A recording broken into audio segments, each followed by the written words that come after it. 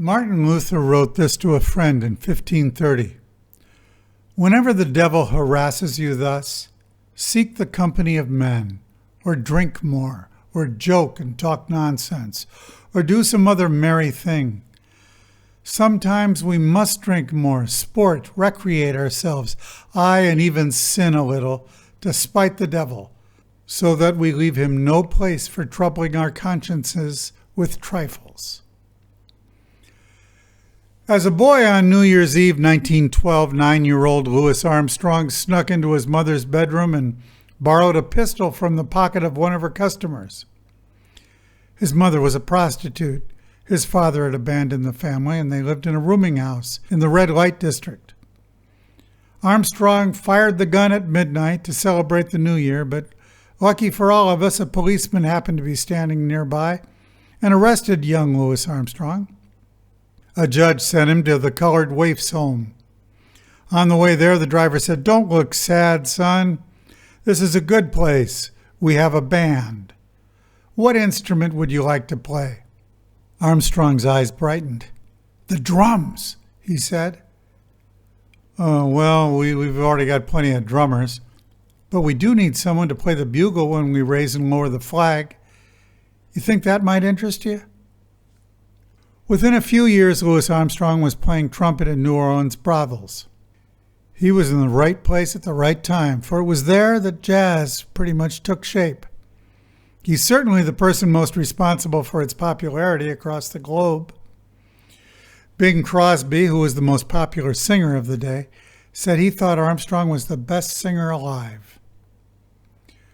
Billie Holiday sang like Armstrong played the trumpet. Jimi Hendrix said he wanted to play the guitar the way Little Richard used his voice.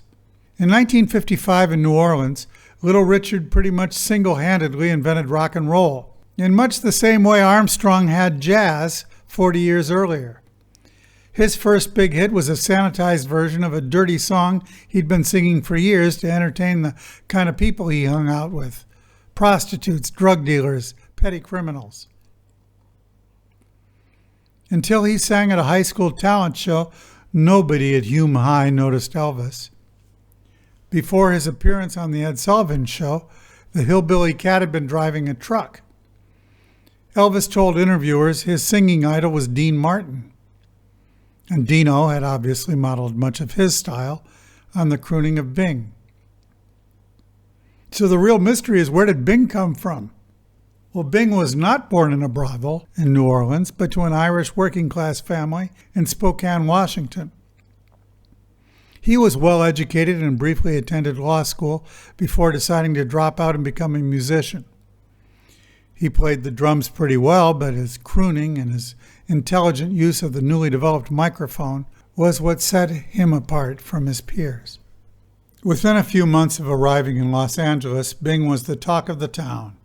He easily transitioned from microphone to motion picture camera, and he led the way for Sinatra and Presley to do the same. Even though modern-day listeners think of him as a square, Bing thought of himself as a proto-hipster. In retrospect, all these developments seem unlikely. Culture and new ideas leap in unpredictable spasms. Until Michael Jackson's Thriller album, Bing Crosby's Christmas album was the highest-selling album in history. Quincy Jones produced Thriller. Turns out he and Ray Charles had been roommates in Seattle after the blind pianist arrived from Florida on a Greyhound bus. Decca Records rejected the Beatles, deciding they had little to offer. George Martin proved otherwise.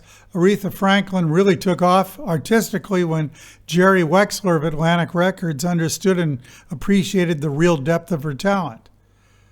Otis Redding was working as a chauffeur when he wrote and recorded Respect. 2 years later, Aretha had the mega hit with that tune, but Otis did it proud as well.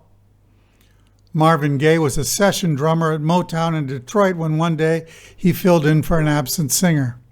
There's a line in the Bible: God chooses the foolish things of the world to confound the wise. Even if you don't believe in God or the Bible, you got to admit that the delightful surprises fate unleashes as it twists and writhes its way through space and time give us cause for hope. Nobody has any idea what's really going on. We might as well expect to be pleasantly surprised.